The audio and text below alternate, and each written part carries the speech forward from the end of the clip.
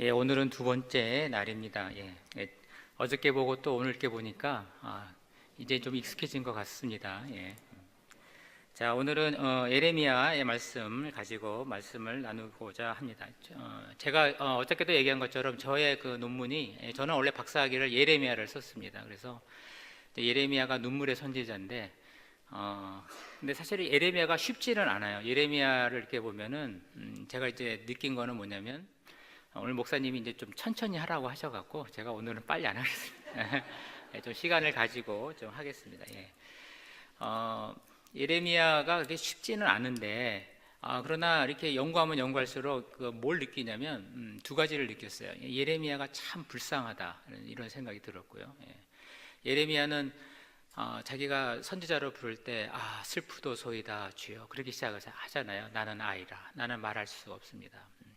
근데 왜 그랬느냐를 이렇게 보니까 결국 예레미야도 이렇게 뭔가 친구랑 이렇게 좀 어렸으니까 뭐 파티도 가보고 이렇게 친구랑 이렇게 사귀고 싶고 했는데 주의 종이 된다는 게 그런 데서 모든 게 차단되는 거잖아요. 그리고 또 예레미야는 이렇게 보면서 뭐라 그럴까 사역을 하면서 자기가 원하는 뜻은 아니었지만 하나님의 뜻에 순종해서 사역을 하다 보니까 말씀에 이제 기쁨을 갖게 돼요. 그래서 내가 예레미야 15장에 보면 내가 주의 말씀을 먹었은즉 내가 기뻐했다. 그래서 내가 기뻐하는 자의 회의에 모임에 내가 참석하지도 않았고 원래는 참석하고 싶었지만 말씀이 주는 은혜가 있어갖고 그 기쁨에 내가 참석하지 않았는데 근데 갑자기 이제 분노가 생기는 거예요. 왜냐하면 말씀을 전하니까 사람들이 뭐 하는 거예요? 자기를 막 핍박을 해. 근데 나에게 하나님 이 분노가 채워지면 어찌입니까? 왜 이 상처로 사람들로 인해서 받는 이 상처가 있어요. 사역자가 상처가 있는데 그 상처를 왜 하나님이 치유하지 않습니까? 왜 나에게 이런 분노가 있습니까? 하면서 주께서 나에게 속이는 신이와 같지 않습니까? 이렇게 막 얘기를 해요. 그럴 때 하나님이 예레미야를 위로하지 않아요. 너 빨리 회개해요. 회개하지 않으면 너는 선지자직에서 나갈 거야. 이런 식으로 해서 절대 주권이라고 하는 이 하나님의 명령 앞에 그냥 순종하면서 가는 거예요. 그냥 자기가 원하지도 않았는데 하나님의 절대 주권. 그러면서 예레미야는 10장에 오늘 본문 말씀은 아니지만 근데 천천히 하라고 하시니까 제가 이렇게 하는 건데 예레미야 10장에 보면 이런 말을 해요. 슬프다 내 상처. 이게 상처는 사람으로부터 받은 상처거든요. 그러나 내가 참아야 하느니라. 이것이 나의 고난이다. 그러면서 참아요.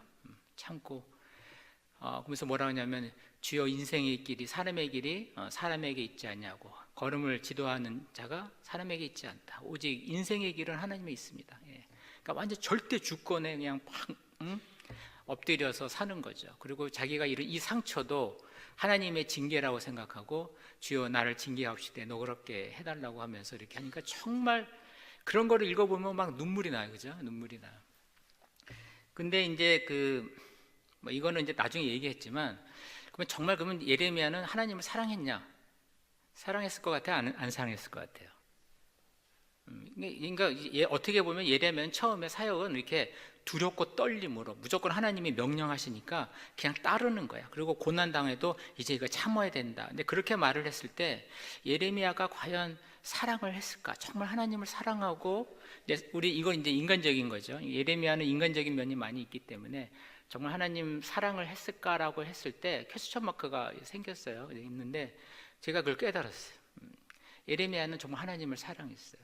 이제 그것을 한번 그런 하나님을 사랑하는 사람만이 오늘 제가 보니까 크고 은밀한 일을 하나님이 행해 주시는 거예요. 그러니까 사역을 해도 하나님을 사랑하지 않는다면 우리가 교회에 나와도 하나님을 사랑하지 않는다면 사실 하나님의 크고 은밀한 일을 볼 수가 없어요. 그러니까 예레미야가 어떻게 사랑했는지는 이제 설교 시간을 얘기를 하겠습니다. 벌써 5분이 지난 것 같아요. 그래서 제가 교수로 있다 보니까 시간관념이 이게 굉장히 강해갖고 늦게 끝나면 학생들이 막 뭐라고 하더라고요. 그래갖고 그래서 제가 습관상 그런 것 같아요. 여기 보니까 예레미야 33장에 보니까 오늘 말씀에 여기 보니까 내가 알지 못하고 크고 은밀한 일을 보이리라.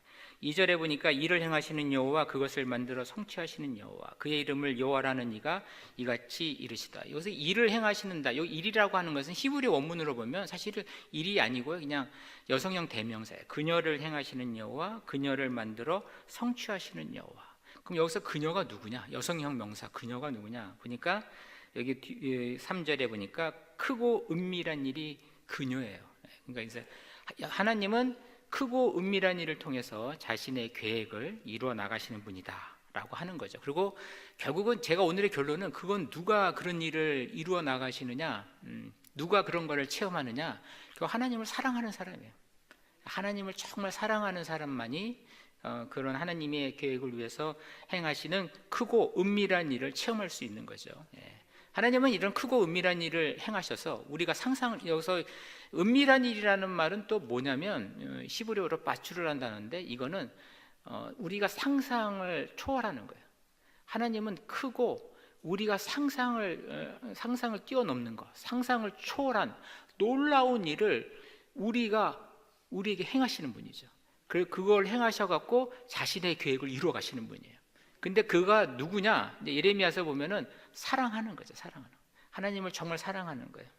예레미야도 나중에는 정말 하나님을 사랑해요. 그래서 나중에는 그 하나님의 마음을 알고 눈물의 선지자라고 하잖아요. 눈물의 선지자. 그게 왜냐면 하나님을 사랑한 거예요. 하나님을 사랑했는데, 하나님은 그렇게 크고 은밀하고 놀라운 일을 우리가 상상할 수 없는, 상상을 넘는, 초월할 수 있는 그런 일을 통해서 우리에게 하시는 이유는 뭐냐? 결국 뭐냐면 여기 보니까 29장 11절에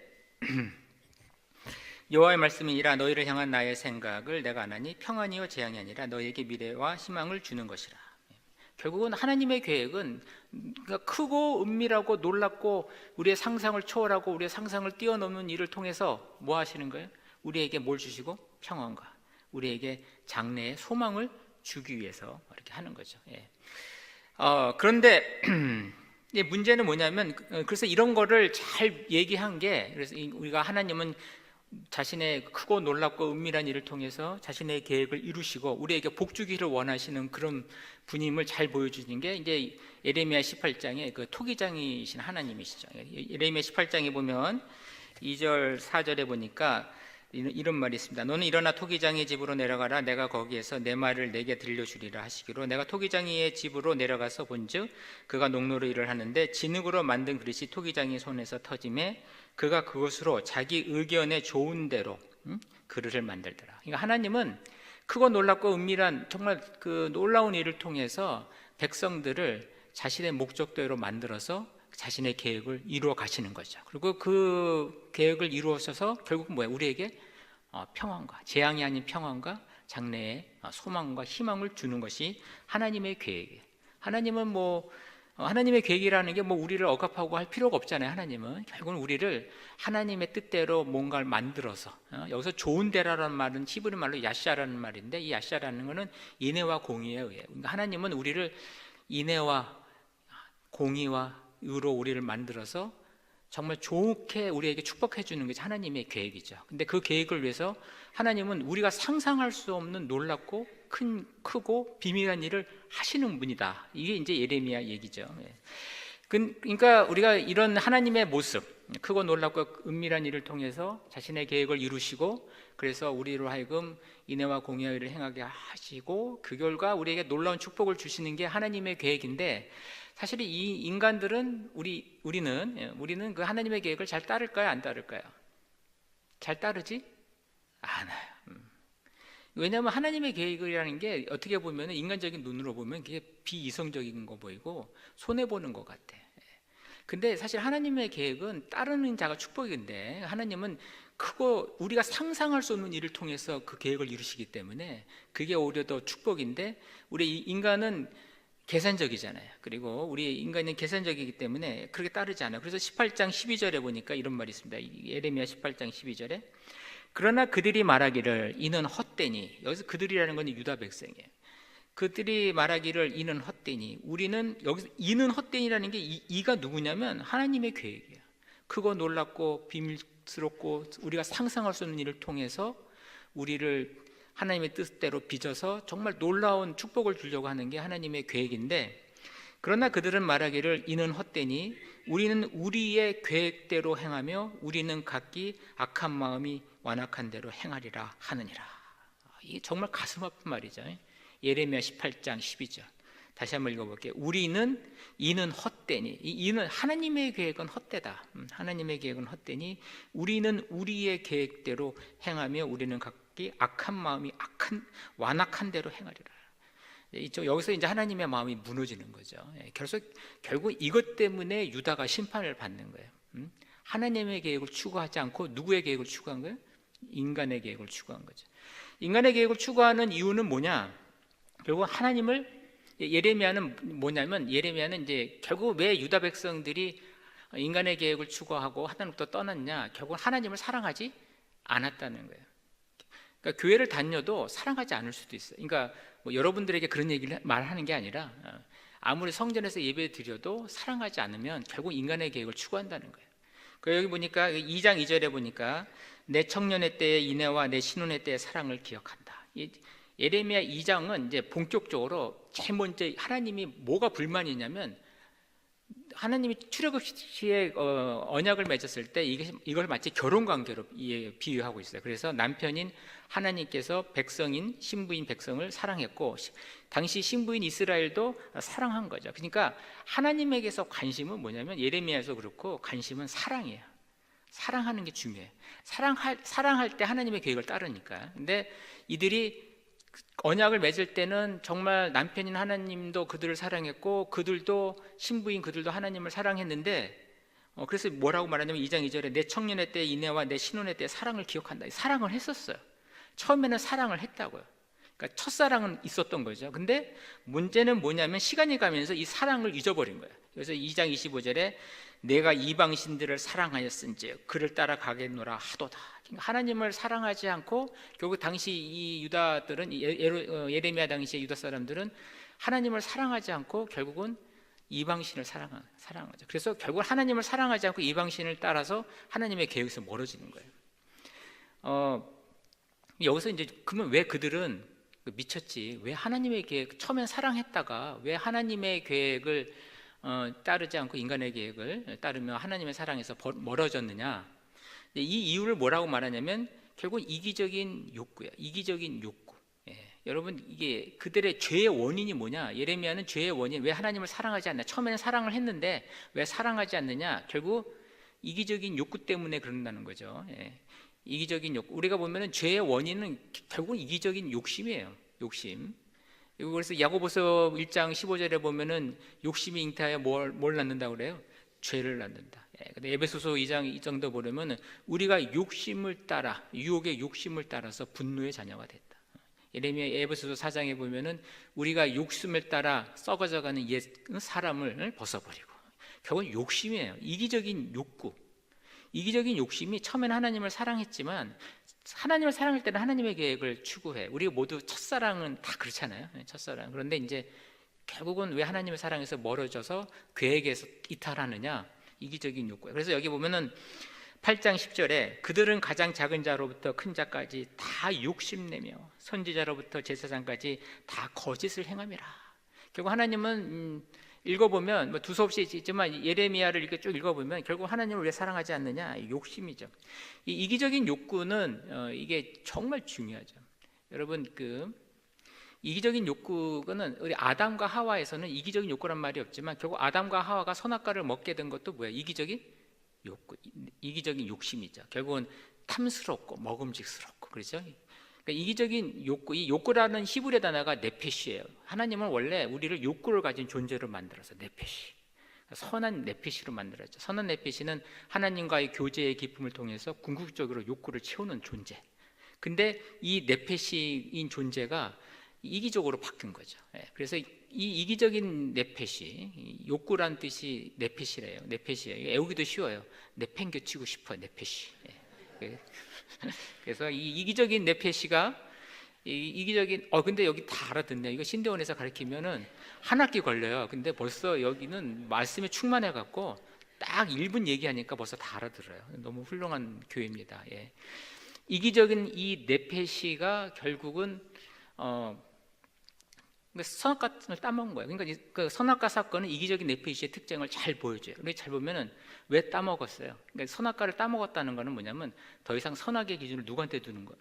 하나님께 두지 않고 자기한테 두어서 자기가 생각하는 인간적인 방법으로 만족과 기쁨을 얻어서 거기서 자신만의 욕구를 채우려고 하는 게 이기적인 욕구예요. 그러니까 선악과 사건이 그걸 보여주는 거죠. 그러니까 이기적인 욕구의 특징은 첫째, 5가지가 있는데요. 선악의 기준을 자기한테 둬서 자기만의 어떤 욕구를 채우는 거죠. 두 번째는 우리가 보면은 이 선악과를 왜 따먹어요? 아담이. 그러니까 결국 하나님처럼 되려고 하는 거잖아요. 그러니까 이기적인 욕구는 두 번째는 교만이에요. 교만. 이기적인 욕구를 갖는다는 것은 자기가 뭐가 되려고 하는 거죠. 스스로. 그다음에 세 번째, 우리가 그 선악과를 따먹을 때 아담과 하와가 하나님 보시는 데서 따먹지 않죠. 몰래 따먹고 하나님이 또 나타났을 때는 또 숨고 그러잖아요. 그러니까 이기적인 네피시는 하나님 앞에서 숨으려고 하는 경향이 있어요. 여러분이 나쁜 짓을 하려면 항상 어떻게 해야 돼요? 드러내서 하지 않죠? 저도 나쁜 짓을 한다면 내가 어떻게 할 것 같아요? 여기 강타선 밑에서 숨어서 숨을 거예요. 그죠? 그러니까 숨는다는 게 있고요. 그다음에 이기적인 네피시, 이거 죄의 원인이죠. 지금 이제 죄의 원인으로 이기적인 내피시는 굉장히 중요해요. 이거 한국교회가 알아야 돼요. 한국교회 이기적인 내피시가 얼마 죄의 원, 우리가 죄의 원인은 사탄이 아니고 뭐예요? 이기적인 이건 신약이 분명히 있어요. 욕심이 잉태하여 죄를 낳는다 그랬으니까. 이기적인 내피시의 특징이 뭐냐? 아까 다시 얘기하면 처선악의 기준을 자기한테 둬서 자기의 방법을 통해서 만족과 기쁨으로 자신만의 욕구를 채우는 거. 그 다음에 교만한 거. 세 번째는 숨는 거예요. 하나님 앞에 숨는 거예요. 그 다음에 네 번째가 뭔지 아세요? 네 번째가 자기에 대한 집착이에요. 이기적인 내피시. 왜냐하면 이 아담과 하와가 선악과를 따먹고 나서 벌거벗은 것을 알아요. 그 전에도 벌거벗었죠, 그죠? 그 전에도 벌거벗었는데 그 선악과 따먹으면서 제일 먼저 벌거벗은 걸 알고 가리잖아요. 이건 뭐냐면 자기에 대한 집착이죠. 자기에 대한 집착이야. 결국은 하나님의 그동안은 하나님을 향해 시선이 있었기 때문에 벌거벗은지 몰랐어요. 근데 이제 이기적인 네피시가 들어가니까 항상 자기를 보는 거죠. 자기.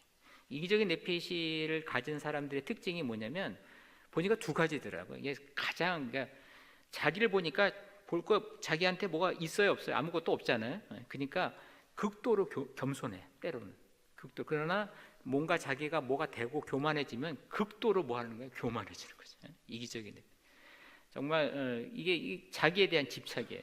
그 다음에 뭐냐면 이제 하나님 앞에서 선악과 따먹고 나서 아담과 하와가 뭐라고 얘기해요? 하나님 앞에 아담이 누구 때문에 쟤 때문에 그랬다는 거죠. 남 탓하잖아요. 이게 뭐냐면 이제 분리죠. 분리. 이기적인 네피시의 특징은 분리. 요 5가지 항목이 들어가면 이기적인 네피시. 이거의 반대가 뭐냐? 하나님의 형상이에요. 이거의 반대는 하나님의 형상. 그리고 하나님이 원하는 것. 그러니까 첫 번째 하나님의 형상, 이기적인 네피시 때문에 아담과 하와가 결국은 뭐예요? 결국은 하나님의 형상을 잃어버린 거거든. 그럼 그거의 반대를 행하면 하나님의 형상이 되는 거죠. 하나님의 형상이라고 하는 거는 뭐냐? 첫 번째는 선악의 기준을 누구한테 두는 거예요? 하나님께 두는 거예요. 두 번째는 겸손한 거예요. 그러니까 정반대로 가면 돼. 겸손해. 뭐 어떻게 겸손해? 내가 흙인데 하나님께서 나를 사람으로 만들어 주시고 그래서 내가 하나님을 사랑하고 섬기고 따르는 게 그게 겸손이잖아요. 겸손. 그 다음에 이 하나님의 형상의 세 번째 모습은 하나님 앞에 숨지 않아. 코람데오. 항상 하나님 앞에서 내가 사는 거예요. 하나님 앞에서 사는 거. 코람데오. 그 다음에 이기적인 내피시. 그 다음에 하나님의 형상의 네 번째 모습은 항상 자기한테 집착하지 않아요. 누구한테 집착할까요? 자기의 시선이 어디에 있어요? 하나님 앞에 있어요. 하나님 앞에 있다 보면요, 이렇게 보면은 누가 이렇게 거치장스럽고 나에게 무슨 말을 해도 그런 거 별로 신경 쓰이지가 않아. 왜? 자기의 시선이 어디에 있기 때문에. 하나님 앞에 있고. 또 이 하나님의 형상은 뭐예요? 분리가 아니고 뭐야? 화합, 공동체를 세우고. 결국은 이 이기적인 네피시가 결국은 이 여호와를 사랑하지 못하게 만들고 교만하게 해서 하나님의 계획을 추구하지 않는 거예요. 그랬을 때 결국은 하나님은 뭐냐? 이 이기적인 욕구로 인해서 제어하지 못하고 여호와를 사랑하지 못하고 그래서 하나님의 계획을 추구하지 않으니까 이제 이 예레미야는 심판할 수밖에 없어요. 그래서 하나님이 그들을 심판하는 거죠. 그러니까 하나님을 진정 사랑하지 않고 그래서 계획을 추구하지 않기 때문에 하나님은 그들을 심판을 하는 거죠. 근데 심판했을 때 모습이 뭐냐? 심판했을 때의 모습은 하우스 하나님이 그 심판하고 보면서 옆에서 그놈 잘 됐네 막 이러고 있을 것 같아요? 아니면 어떤 모습으로 있었을 것 같아요? 하나님이 막 분노로 차면서 더 심판해야 되는데 막 벌벌 떨고 있을 것 같아요. 우리가 그럴 줄 알았는데 예레미야를 읽어보니까 여기 3장 21절에 뭐라고 되어 있냐면 소리가 헐벗은 산 위에 들리는 곧 이스라엘 자손이 애곡하며 간구하는 것이라. 그들이 그들의 길을 굳게 하며 자기 하나님 여호와를 잊어버렸음이로다. 소리가 헐벗은 산에서 들린다. 그러니까 막 이스라엘의 자손이 애곡하고 간구하는 소리거든요. 근데 여기서 소리가 헐벗은 산이라는 건 이제 바벨론에 의해서 이제 그 유다 땅이 불타고 다 포로로 끌려간 상황을 말하는 거죠. 이 헐벗은 산이라고 하는 것은. 근데 그러면 그 헐벗은 산에 소리가 난다는 거야. 막 우는 소리가 나는데 누구의 소리냐? 이스라엘 자손의 소리다. 이게 말이 안 되죠. 이스라엘 자손은 지금 어디에 있어요? 바벨론에 끌려가 있잖아요. 그러니까 여기서 이스라엘 자손이 누구냐? 결국 하나님이에요. 하나님이 그 심판하고 바벨론으로 끌려가면서 그 유다 땅에 불에 타고 헐벗을 때 그 헐벗은 산을 딱 안고 엉엉 우는 거예요.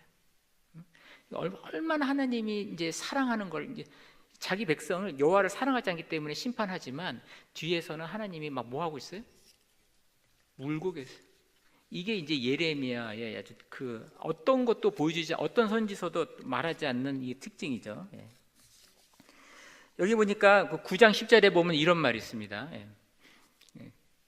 내가 산들을 위하여 울며 부르짖으며 광야 목장을 위하여 슬퍼하나니 이는 그것들이 불에 탔으므로 지난 자가 없으며.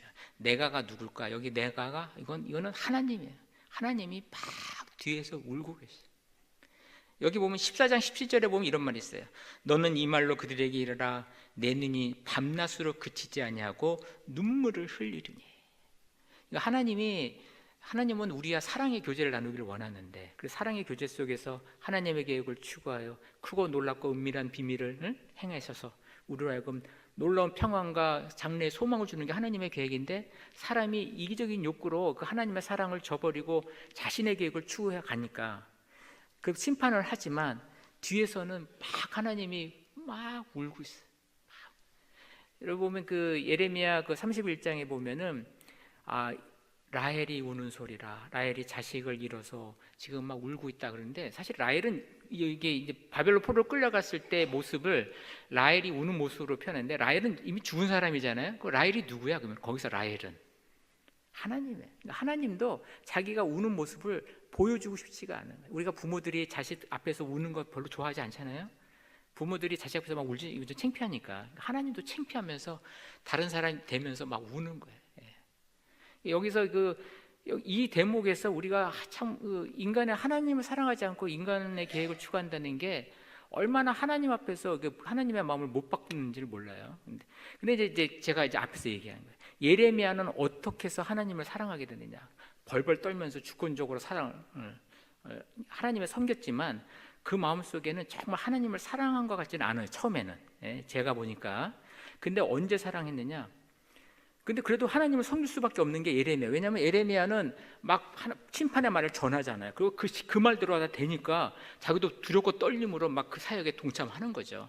그러나 정말 사랑했느냐는 아까 퀘스천 마크인데 어느 날 예레미야도 이렇게 보니까 막 하나님의 말씀, 심판의 말을 막 전하다가 하나님을 뒤에서 보니까 하나님이 뒤에서 뭐 하고 계세요?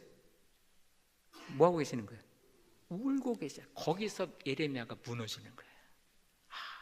하나님이 그리고 자기가 그 상처받는 그 고통도 하나님이 지금 그거 보고도 뭐 하고 계시다는 걸 아는 거예요. 울고 계시는구나. 말은 저러지 않았지만 울고 계시는구나. 여기서 예레미야도 눈물의 선지자가 되는 거죠. 그러면서 예레미야가 이제 얘기하는 거야. 왜 여호와를 사랑하지 않느냐? 여호와를 사랑하고 하나님의 계획을 추구한다면 너는 크고 놀랍고 은밀한 계획 통해서 너에게 놀라운 평안과 희망을 줄 텐데. 그러면서 예레미야도 이제 하나님의 말씀을 대언을 하는 거죠. 결론을 맺겠습니다. 제가 너무 오래 했네요. 오래 했습니다. 예레미야는 정말 우리에게 하나님은 크고 놀라운 일을 행하시는 분이시다라는 것을 말해주고 있습니다. 결론으로 그렇다면 누가 놀라운 일을 체험할 수 있습니까? 오늘 굉장히 분위기가 좀 깔아앉아 있는 것 같아요. 그죠? 막 야, 복 받아라 뭐 이래야 되는데 결국은 하나님을 사랑하라는 거죠. 하나님을 사랑하는 사람이 복 받는다는 거예요.